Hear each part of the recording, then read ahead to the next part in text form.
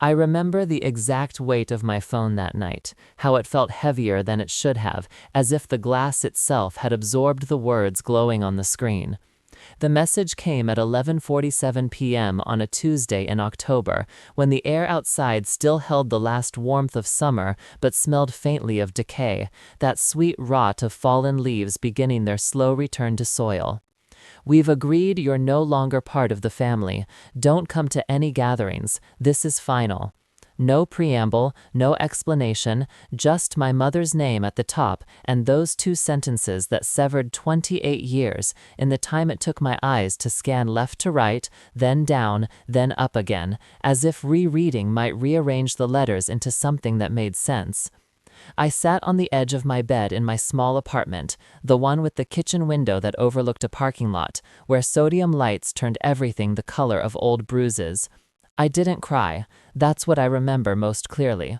I didn't cry, because crying requires a certain understanding of what's been lost, and in that moment, I understood nothing. The message was a fact without context, a sentence without a story, a door closed from the other side with no knob on mine. I set the phone face down on my nightstand. I turned off the lamp. I lay in the dark and listened to the hum of the refrigerator in the next room, that eternal industrial drone that fills the silence in apartments where people live alone. And I wondered, not why, not yet, but simply, what now? The first few days I kept checking my phone, not because I expected an apology or an elaboration, but because my brain couldn't accept that those two sentences were the entire message. Surely there would be more. A follow-up, a context, an accident. Sorry, that was meant for someone else. But nothing came. The silence that followed was as complete as the message itself. I tested the waters carefully. I called my brother Marcus on Thursday. It rang 4 times and went to voicemail. I didn't leave a message. On Friday, I texted my Aunt Linda, my mother's sister, the one who used to let me help her make pies at Thanksgiving, who taught me that the secret to flaky crust was keeping everything cold, even your hands. Hey, tried to reach Mom. Is everything okay? 3 dots appeared. Disappeared. Appeared again. Then, she needs space right now. Respect that. Respect that? As if I'd been intrusive, as if I'd been the one to break something. I stopped reaching out after that, not out of pride exactly, but because I began to understand that whatever door had closed, I didn't have the key to open it, and forcing a door that doesn't want you only makes you feel smaller. The first holiday was Halloween. I'd always brought the candy to my mother's house, the good stuff, full-size bars, because she lived in a neighborhood where kids still trick-or-treated in packs, their parents trailing behind with flashlights and thermoses of spiked cider. This year, I sat in my apartment and watched a horror movie I'd seen before, one where I knew exactly when to look away. I turned off my porch light so no one would knock. I ate microwaved popcorn and told myself this was better, actually, not having to drive 40 minutes each way, not having to smile through my mother's passive observations about my hair, my clothes, my continued singleness. But when I woke up the next morning, the apartment smelled like artificial butter and loneliness, and I understood for the first time that isolation isn't just the absence of people, it's the presence of silence that used to be filled with something else. Thanksgiving came and went. I volunteered at a community kitchen downtown, serving mashed potatoes to men who smelled like wet cardboard and women who thanked me with eyes that had stopped expecting kindness. I told myself I was making a difference. I told myself this was more meaningful than sitting around a table with people who decided I didn't belong. And maybe it was. But when I got home that night and microwaved a plate of leftovers someone had sent me home with, I ate standing up in my kitchen, in my coat, because sitting down at a table alone felt too formal an acknowledgement of what I didn't have. Christmas was worse. I bought myself a small tree from a grocery store parking lot, one of the scraggly ones left over, the kind that leaned a little and had a gap in the branches where no amount of turning would hide it. I decorated it with the ornaments I'd accumulated over the years, each one a small ghost. The felt reindeer I'd made in 2nd grade, its googly eyes hanging by a thread. The glass ball my grandmother had given me before she died, with my name painted on it in gold script. The wooden star my father had carved the year before the cancer, back when his hands were still steady. My father. I hadn't let myself think about him much since the message, because thinking about him made the exile feel even more impossible. He'd been the center of our family, the one who mediated, who joked, who made my mother laugh in that real way that showed her teeth. After he died, 3 years ago now, in February, on a day so cold the funeral director warned us the ground might be too frozen to dig, the family had felt untethered, like a boat that had lost its anchor and was just drifting in whatever direction the current took it. But we'd still been a family, hadn't we? I sat in front of that lopsided tree on Christmas Eve, drinking wine that tasted like pennies, and I tried to imagine what I'd done. Had I said something at the funeral? Had I not said something? Had I forgotten a birthday, missed a call, committed some small offense that had grown in the retelling until it justified erasure? I couldn't find it. I replayed every conversation, every dinner, every text exchange, and I couldn't find the moment where I'd become unforgivable. So I stopped looking. Instead, I taught myself to be alone. It's a skill, being alone. Not loneliness, that comes naturally, uninvited. But actually being alone, comfortably, without flinching at your own reflection in dark windows or talking to yourself just to hear a human voice. I learned to cook for one without feeling wasteful. I learned to go to movies alone, to sit in the middle of the row where couples usually sat and not apologize for taking up space. I learned to say table for one without my voice going up at the end like a question.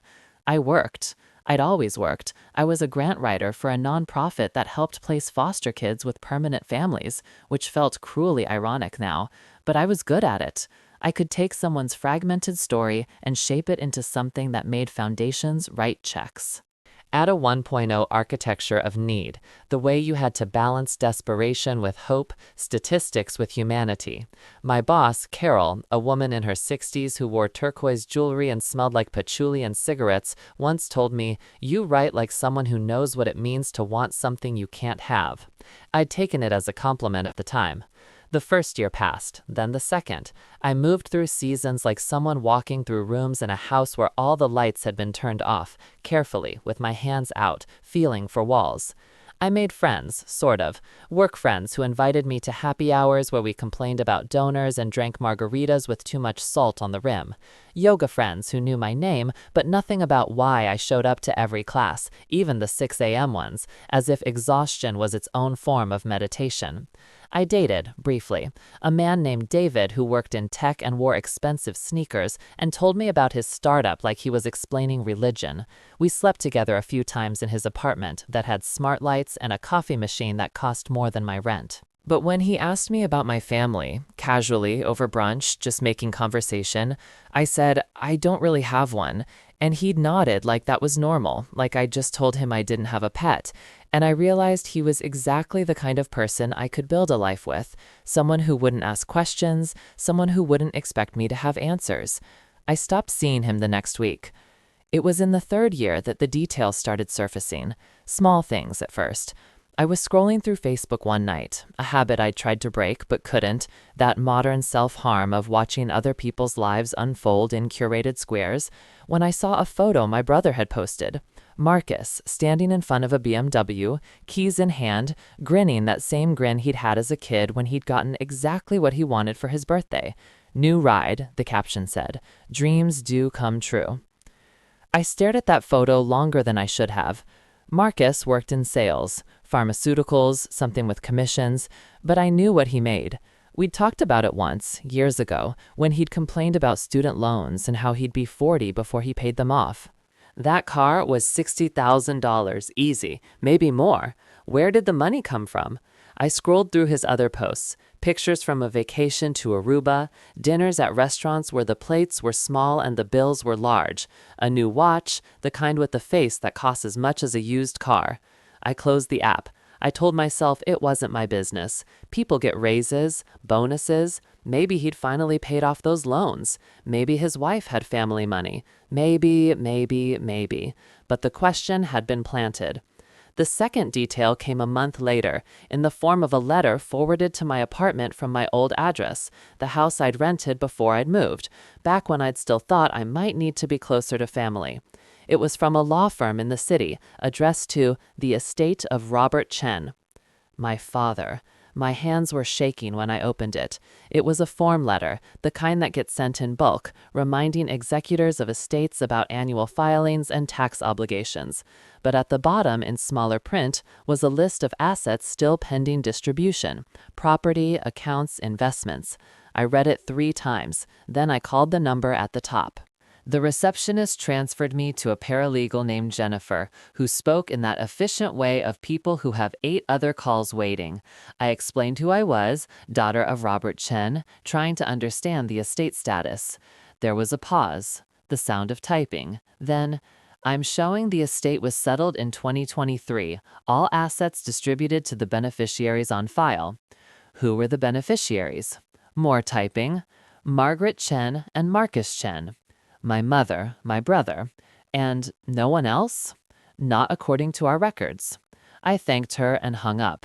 I sat at my kitchen table, a small IKEA thing I'd assembled myself, with one leg that was slightly shorter than the others so it wobbled if you leaned, and I tried to make sense of what I'd just heard. My father had died in 2022. I hadn't been involved in the estate process, but I'd assumed, stupidly maybe, that my mother had handled everything, that whatever needed to be distributed had been, that I'd been left out because there wasn't much to leave, because he'd been sick for 2 years before he died and medical bills devour everything. But if the estate wasn't settled until 2023, that meant a year after his death. A year after I'd been excommunicated from the family, I opened my laptop. I started searching for my father's name, paired with legal terms: probate, estate, will. I found nothing. But then I tried the county clerk's website, the public records database, and there it was, a probate filing from March 2023. I paid the small fee to download the documents. My hands were shaking again, but different this time, not grief, something sharper. The will was straightforward, standard language, dividing assets equally among surviving family members, spouse and children. Margaret Chen, Marcus Chen, and me, Sarah Chen. My name was right there, in my father's handwriting. He'd written the will himself, apparently, years before he got sick, probably thinking it was something you did when you became a parent, like buying life insurance or writing down passwords. It wasn't a big estate. The house, which was mostly paid off, a retirement account, some savings. Modest, but not nothing.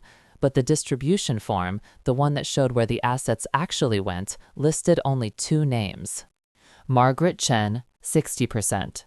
Marcus Chen, 40%. Sarah Chen, 0%.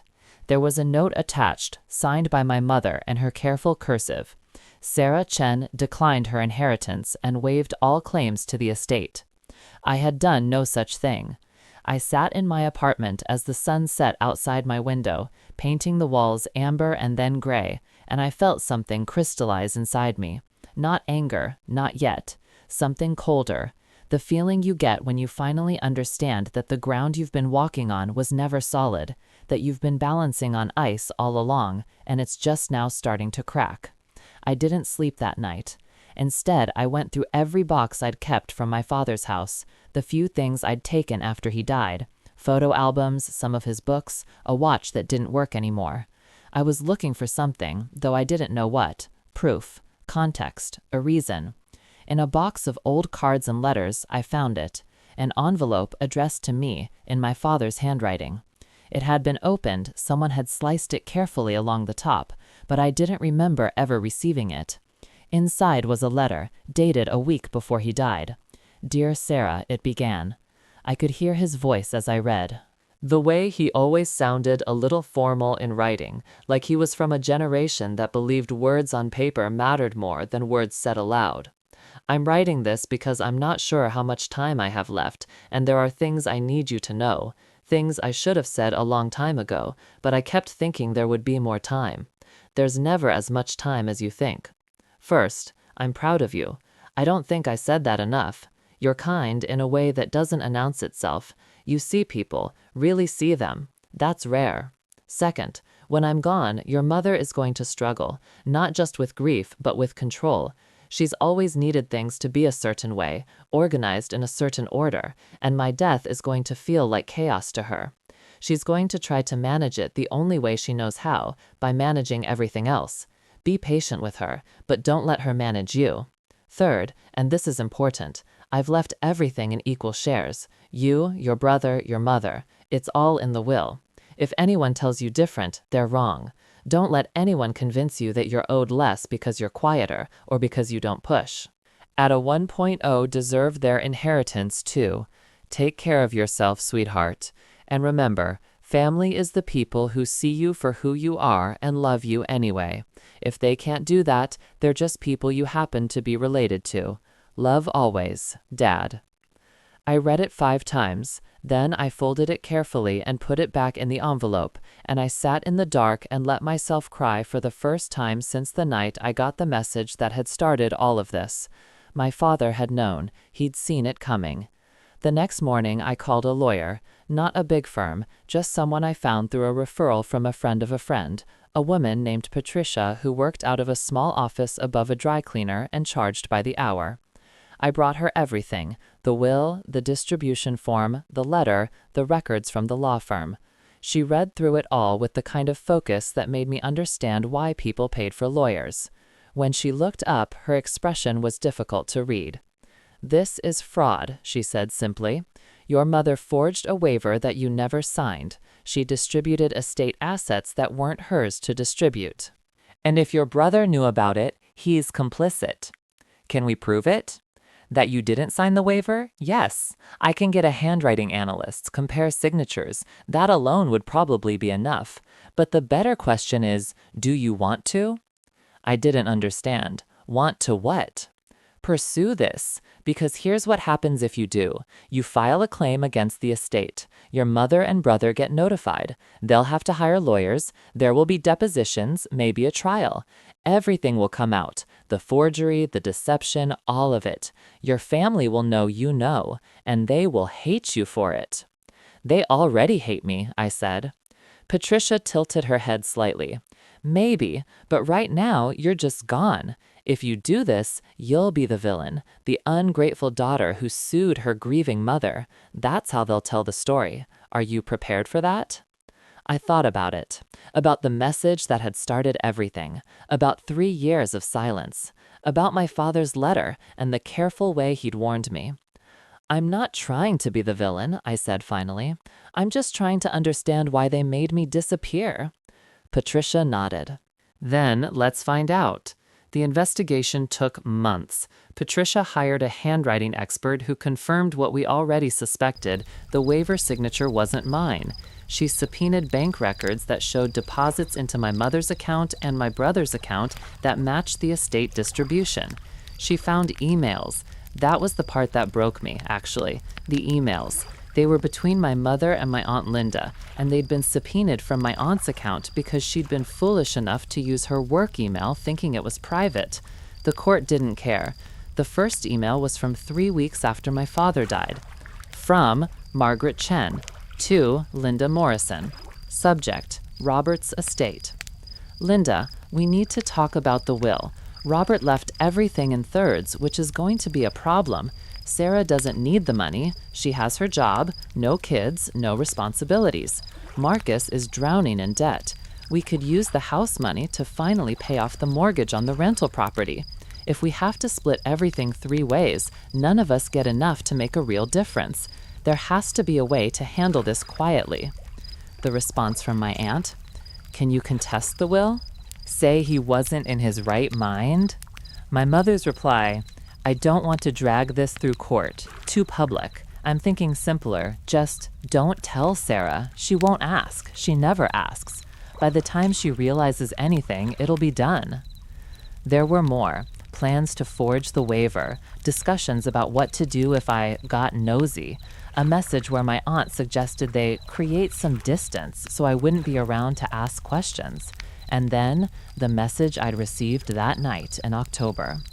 From Margaret Chen to Linda Morrison. Subject: Done.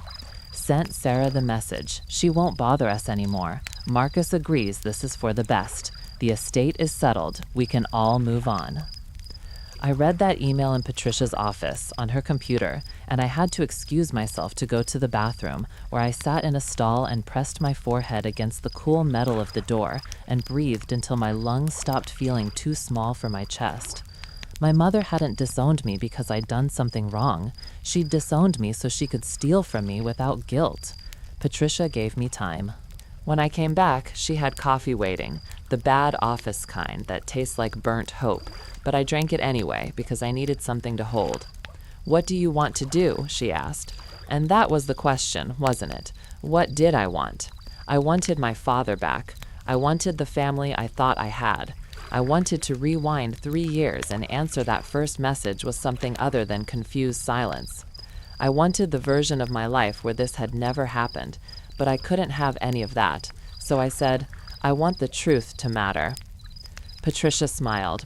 Not a happy smile, a professional one. Okay then, let's make it matter.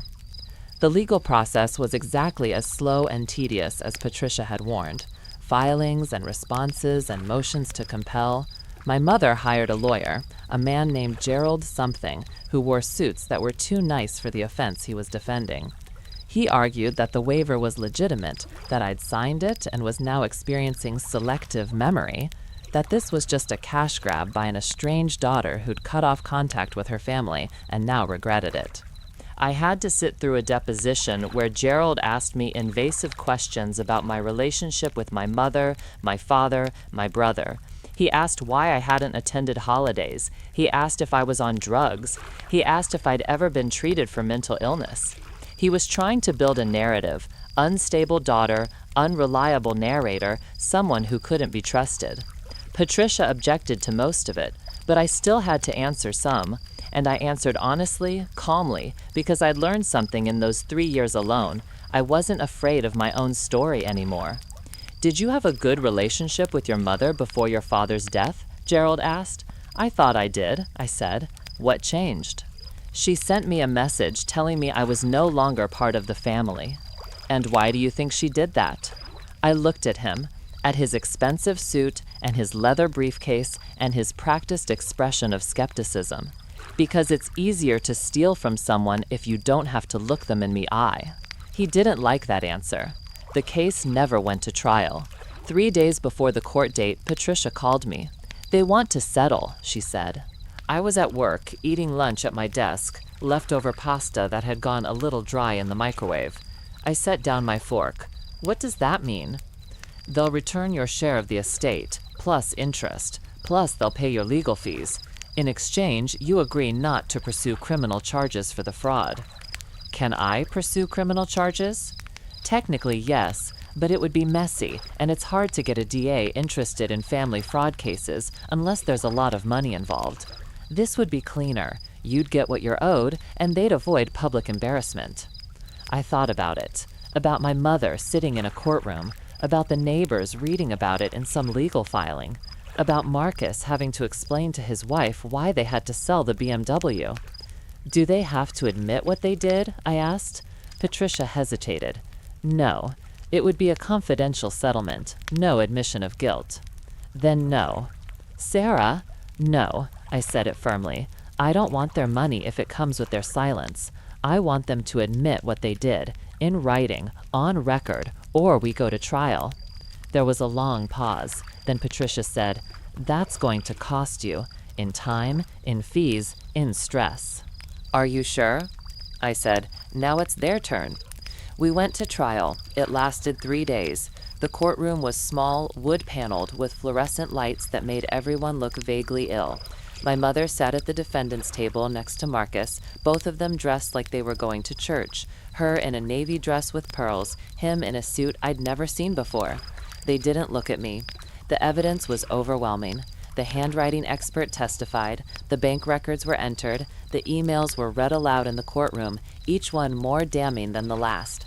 My mother's lawyer tried to argue that it had been a misunderstanding, that my mother had genuinely believed I'd waived my inheritance, that she'd been grieving and confused. But when Patricia put the email on the screen, the one where my mother had explicitly planned to forge the waiver, that argument collapsed. The judge was a woman in her 50s with gray hair cut short and glasses that sat low on her nose. She listened to everything with an expression that gave nothing away. When it was time for closing arguments, she barely let either lawyer finish before she made her ruling. "This is one of the clearer cases of estate fraud I've seen," she said.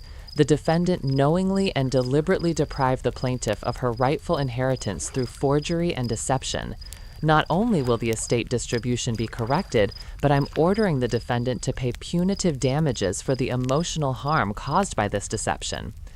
She looked directly at my mother. You didn't just steal money, Mrs. Chin. You stole your daughter's family, and you did it knowing exactly what you were doing. That betrayal deserves consequences beyond financial restitution. My mother's face went white. Marcus put his hand on her shoulder. Neither of them looked at me.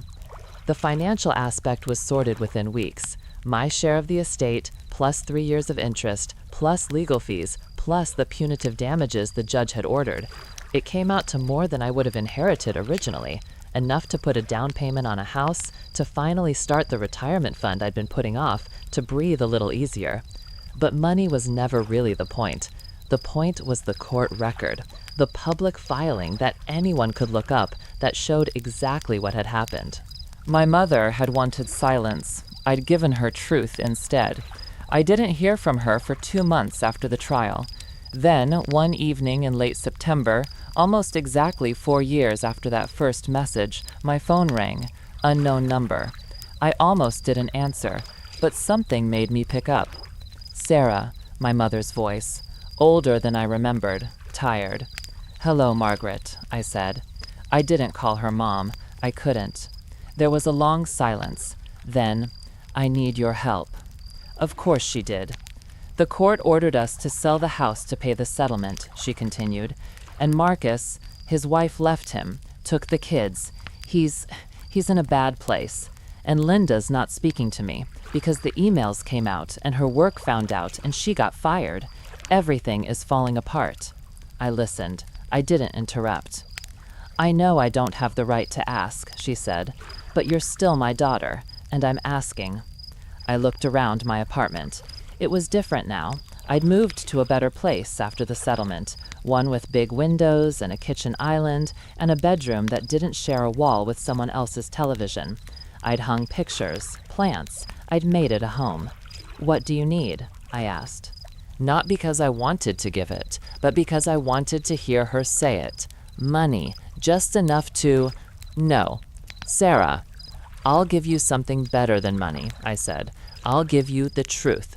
You didn't lose everything because of the trial. You lost everything because you chose cruelty over character. You had a choice after Dad died to grieve together, to be honest, to treat me like family. Instead, you decided I was disposable. And when people become disposable to you, eventually you become disposable to everyone else. I made a mistake. You made a series of choices, I corrected. Every email, every forged signature, every day you let me think I'd done something wrong. Those weren't mistakes, they were decisions, and decisions have consequences. So you're just going to let me lose everything? You already lost everything that mattered, I said. I'm just the person who stopped pretending you didn't. I hung up. My hands were shaking, but not from fear, from relief, from the strange lightness of finally saying what I'd needed to say. She called back. I didn't answer. She texted. I didn't respond. She sent an email, long, rambling, cycling between justification and self-pity and appeals to family loyalty. I read it once and deleted it. I didn't block her number. I just stopped caring when it appeared on my screen. Marcus never reached out. I heard through a mutual acquaintance that he'd moved in with my mother, that they were sharing the small rental property that hadn't been sold yet, that he was working 2 jobs to pay child support and debts he'd accumulated, trying to maintain a lifestyle he couldn't afford. I felt nothing about that. Not satisfaction, not pity. Just the distant acknowledgement that some people build their lives on sand and are surprised when the tide comes in. My life changed, but not in the ways I'd expected. The settlement money helped, yes, but what changed more was the space inside me that had been occupied by questions. Why didn't they want me? What had I done wrong? Was I unlovable? Those questions had been replaced with answers, clear, documentary answers. And while the answers weren't kind, they were true. And truth, I'd learned, was a better foundation than hope. I started sleeping better. I stopped checking my phone compulsively, waiting for some message that would explain or absolve. I learned to sit with silence without needing to fill it. I made new friends, real ones, the kind who knew my story and didn't flinch. I dated someone for a while, a woman named Alex who taught high school English and had a laugh that sounded like wind chimes. It didn't last, but not because I was afraid, just because we wanted different things, and we were both honest enough to say so. I got promoted at work. Carol retired and recommended me for her position, and suddenly I was the one hiring grant writers, teaching them how to find the story and the statistics, how to make need legible without making people into objects of pity.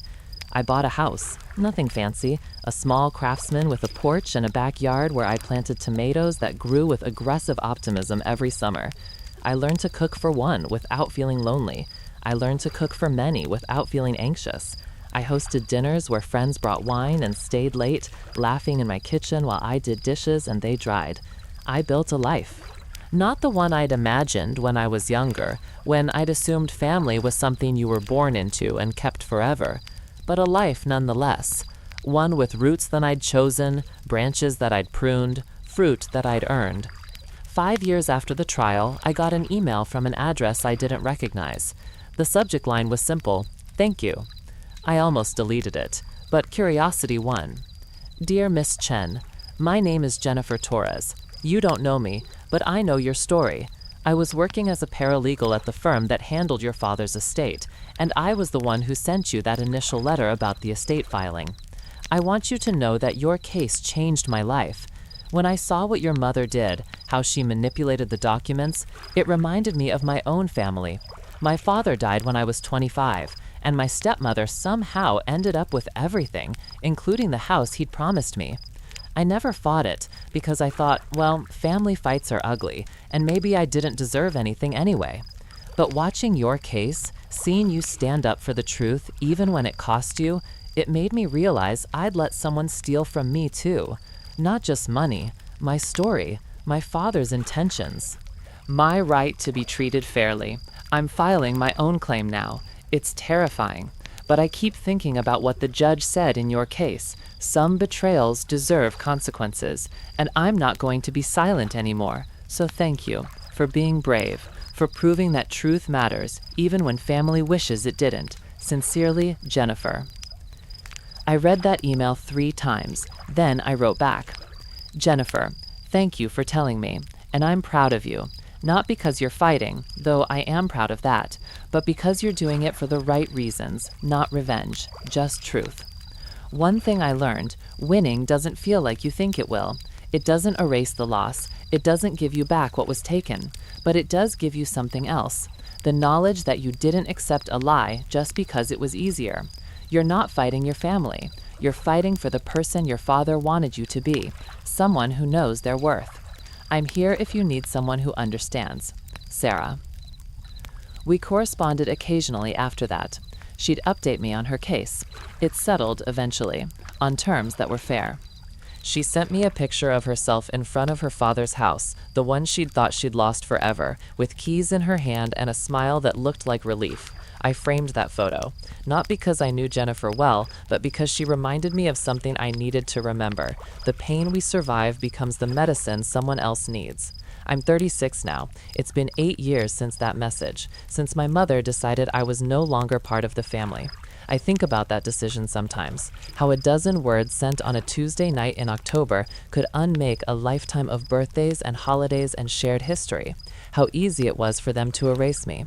But I also think about what I found in the space they left behind, myself. Not the version of myself that existed to please, to fit, to be quiet so others could be comfortable.